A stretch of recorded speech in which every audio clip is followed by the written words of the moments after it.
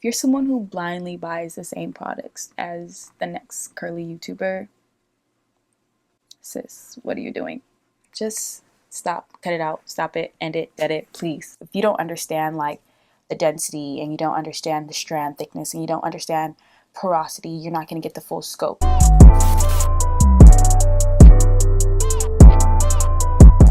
We're going to start off with curl patterns. I feel like you guys already know this one. This is probably the most oversaturated, overlooked, overused, overrated hair typing of all because it only focuses on the exterior. That's why I think it's overrated.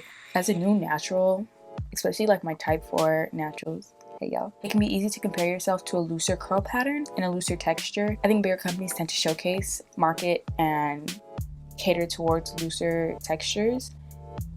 Don't argue with me, it's facts. It's facts. Well, it's idolized, it's normalized, and I think it's glorified, to be honest. So if you're new natural and you're type 4 like me and you're just starting out, or like you're getting frustrated with your hair, please, please, please, please, please, I think the one big thing you can do is just don't compare yourself to anyone else. You're just not ever going to get anywhere.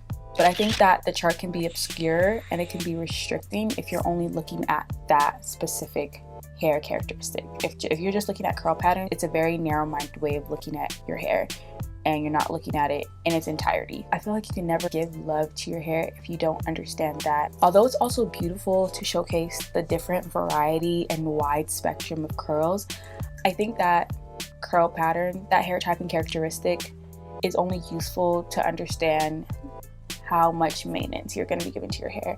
Compared to someone who is straight hair, they don't really require a lot of maintenance as much as someone who is type 4. So as it goes across the spectrum, you just understand how much more maintenance your hair is going to require. What looking at curl patterns doesn't do is it doesn't tell you the techniques someone uses, how he or she or they might incorporate a specific this or that into their routine, what kind of products they use, how they retain moisture, like all those different things are also dependent on different aspects and characteristics of your hair. You do yourself a disservice to only look at curl patterns and to only look at that type of hair typing characteristic. It has to be holistic. It literally, that's it. It has to be.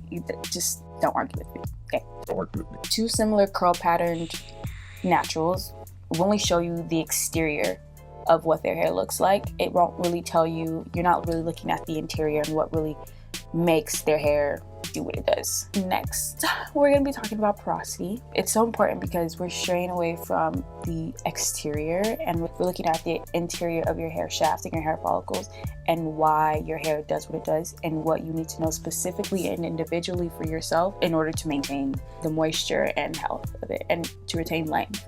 Essentially, I mean, not everybody wants length, but you want to have healthy hair. I remember when I was starting to go natural, like 2011, I just went to New Orleans, Louisiana to go see family out there and just seeing like beautiful black girls just embracing their natural hair. And I was just like, wow. But then the more I did research and I was like, I gotta figure out my porosity. Like, what is porosity? I'm just figuring out how my hair even curls. I was like, that's doing too much. And y'all, nobody could tell me nothing. I wasn't worried about porosity back then, but I neglected my hair. Like, I was basically essentially neglecting the health of my hair by not taking the time to understand it and to understand my hair. Porosity. It's gonna tell you your hair's ability to absorb moisture and to retain that moisture, essentially. And you can understand porosity in 3 different categories, which is low porosity, normal porosity, and high porosity. Low porosity has tightly closed cuticles and it's very, very, very hard to absorb moisture. Things you might notice about low porosity, if that's you, is products sit on your hair. It takes super long to get wet. Well, it takes long to get wet, but I'm gonna put a little asterisk right there because also keep in mind that density could be another issue if you're thinking about your hair. Those two things might be conflicting. It takes forever to dry. Thick products feel really greasy. It's prone to build up. I'm kind of gonna skip over normal porosity because you don't really have to worry about that. High porosity. Some common attributes of high porosity is highly raised cuticles. It's really easy for moisture to come in, but just as easy to go out. Damaged or processed hair tangles very easily, but also think about the type of curl pattern you have. Those two might be conflicting if you're just looking at that specific characteristic. If your hair tangles easily, you could also just have more more of a curly, coily pattern. Your hair dries quick, it's frizzy. So what does porosity even do for you, right? I think I was asking myself that question. It tells you how to effectively moisturize your hair. It's gonna let you know how to layer your products. But also keep in mind that color and heat can also change your porosity. So some tips for low porosity. You wanna make sure that you're not using a lot of protein on your hair, because low porosity tends to be very protein sensitive. To help with product buildup, you might want to use apple cider vinegar. And if you haven't seen my first video on my wash day routine, I'll link it in a card up there somewhere. There, and you can watch that one and how I implement apple cider vinegar into my hair for product buildup. You want to deep condition with heat. That's going to help you raise the cuticles.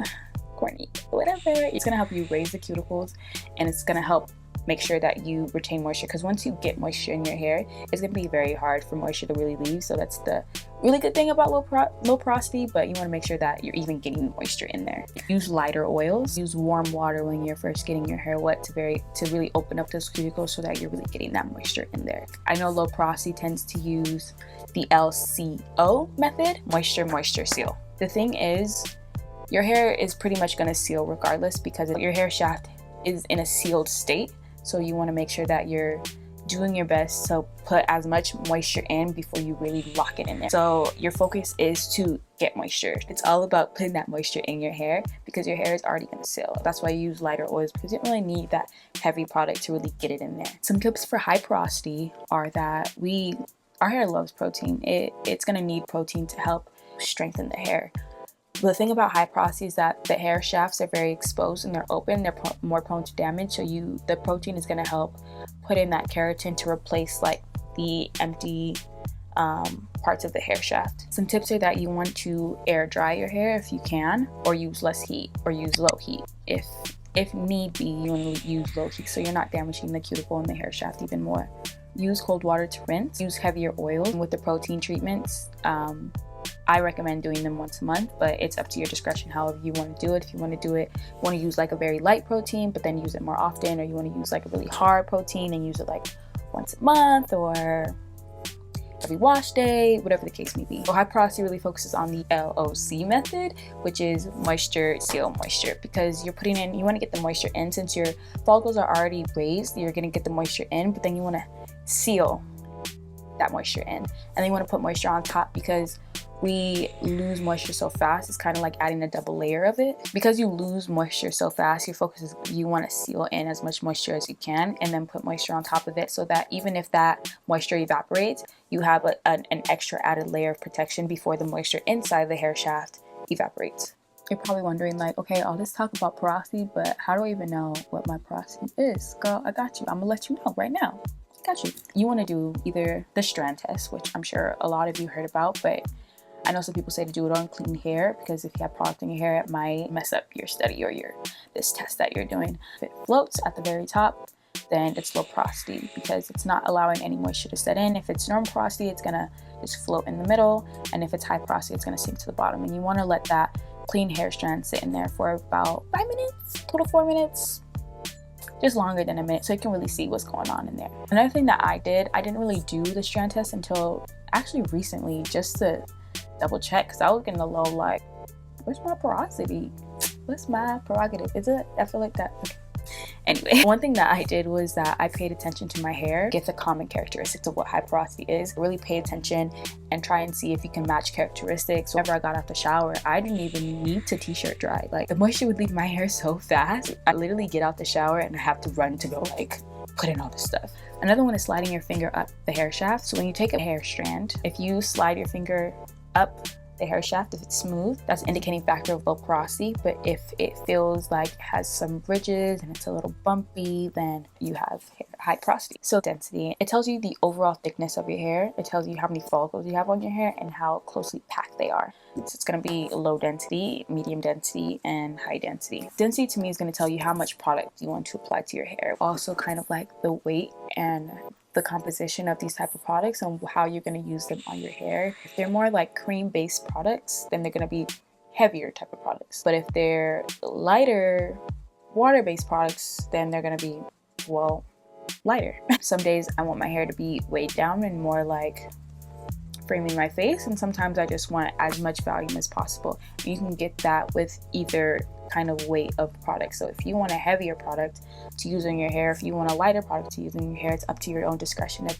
how you want to implement that, because it's preference. What can also be involved in the different components of putting in certain products in your hair is your strand thickness. How I said in my previous video that I have very fine strands, like my individual hair strands are very like fine, like you can barely see them if you hold them. But that's why I add in very lighter oils, because it's not going to weigh down my hair, but I know that I need to seal, so I put in heavier oils because I have high porosity. So those things are going to be kind of, it sounds counterintuitive, but they're going to be interlocking to understand why you use certain products in your hair. But density also plays a factor, because now it's telling you how much product to put. Because if I put some product on my hair and I don't put enough of it, it's going to be dry in some places more than others, and I can't have that. So that's why I have really long hair too. It's like down to my waist, but I buy like really big pumps of everything. Like I buy them like family size because I just have to. Probably wondering, how do I determine density? Don't stress, because I got you. To determine density, I think the easiest way is to look at your scalp. Look at your scalp and determine if it's easy to be seen. If it is, and you don't have to do any type of manipulation, you're not like going like this, then you have low density hair. If it's partially able to be seen, then you have medium density. And if you're kind of just trying to figure out flipping your hair all types of way to kind of see any type of part, then that means you have high density hair. For low density, what you want to do is use lightweight products. It's because it's not going to weigh down your hair. You want to use products with thickening agents, so things that might say like strengthening or thickening on the actual bottle might be something useful for you. Techniques that raise volume. So if you're working on stretch styles and you want to do like a twist out or bantu knots or braid out or a flexi rod, you're going to want to work in smaller sections, because it's going to give you room to really work with the volume at the roots of your hair, versus when you're working in big sections, you can't really do much from there. The curls that you're going to have too are going to be smaller, so they can help shield the scalp and how easy the scalp is going to be seen. But if that's something you don't really care about, then girl, don't worry about it. Like, be confident in your low density, do what you want to do, have your curls popping. Like, I know some people don't even like voluminous hair, they like curls that kind of just come down and frame their face. Girl, do you. Medium density, you can go either way. It depends on you. You kind of have more flexibility and more range to do what you want to do, because you don't really have to worry about too less of volume or too much of it. High density, you want to use heavier products. Also personal preference. If you like voluminous hair, girl, do you lightweight water-based products. Literally do what you want to do. But if it comes down to porosity and you have to use like a heavier oil to seal or something like that, it's going to be based on preference in terms of density, because it's kind of how you want to style your hair and how much volume you put in your hair. But porosity is a different thing, because it's like the actual moisture of your hair and the health of your hair. A stricter thing, where this one is kind of more flexible. For high density, make sure that you apply lots of product to evenly coat the hair. So we're gonna move on to strand thickness. This hair characteristic is gonna tell you the width of each individual strand: fine, medium, and coarse. It's important because it tells you how strong your hair is naturally. It tells you your ability to retain length, the amount of stress and manipulation it's willing to handle, or it can handle, and it tells you its proneness to damage. So if you have coarse hair, then you have the strongest hair. It's a really good thing that you have coarse hair, because you're going to be able to do a lot more with it without having to worry so much. With coarse strands, you can endure a lot of heat and a lot of manipulation. You can incorporate constant styling, like, you know how we just be switching it up, black girls just be switching it up from hairstyle to hairstyle to hairstyle to hairstyle. Like, that's probably you probably doing it without worry, because your hair is just strong enough and able to like just do that. A tip is that people say to use heavier products if you have coarse strands. If you have a medium strands, so it's not really super strong, but it's not really weak, so you're kind of like in the category, I don't really know. You can dabble in between, in and out of styling. You kind of just have to do things in moderation. So doing occasional protein treatments if your hair is not as strong as coarse hand strands, but you can still do manipulation and styling like you please. Just make sure that you pay attention to your hair. If you have fine strands like myself, you have not really weak, because let's not say I have weak strands. I don't want to admit that I'm weak, but I got weak strands. They're gonna be more prone to damage.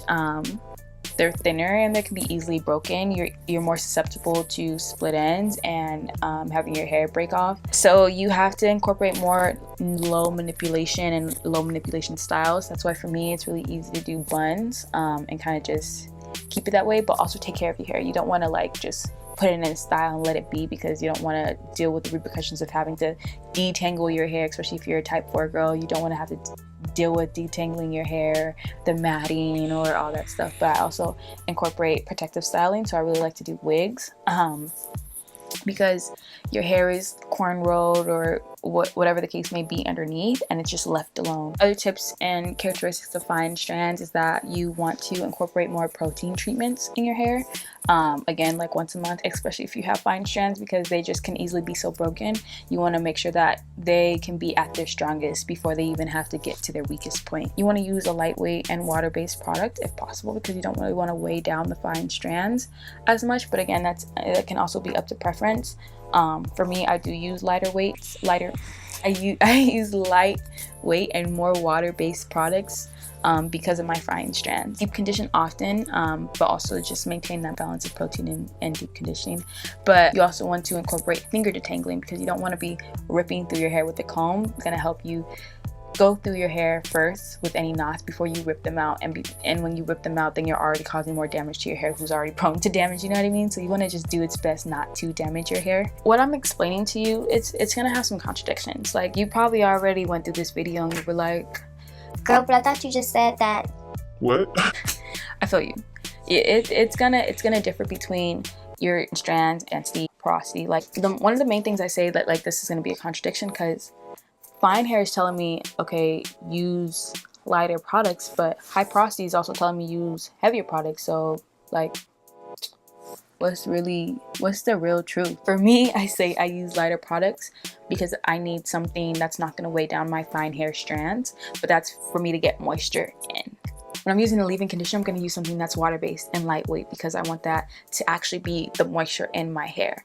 And then I'm going to seal with a heavier product, because I need that sealant to be heavy so that it doesn't automatically evaporate as quickly as it would if I use a lighter product, if that makes sense. My main thing is for you to utilize and incorporate something in your hair care regimen, but you have more of an informed decision rather than you like kind of just looking at your favorite YouTuber, your favorite curly hair natural, and what products they're using and just copy it.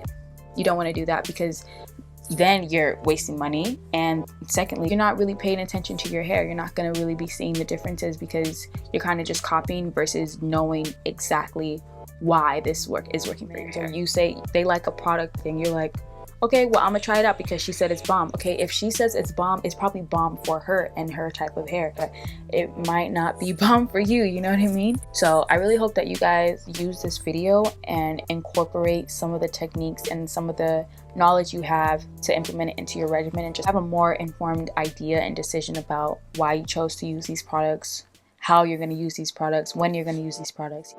I'm so sorry, I definitely forgot to film an outro for this video, but if you guys liked it, please don't forget to like, comment, and subscribe. Oh, and here's some bloopers. Let's bring it back. What the curl pattern, what the hair, what the... God damn it. Apply lots of product. Oh shit. The power just went out.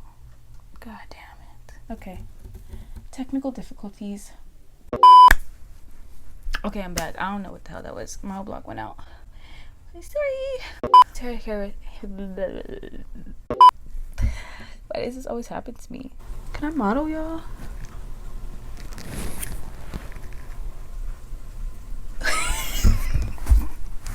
Goodbye.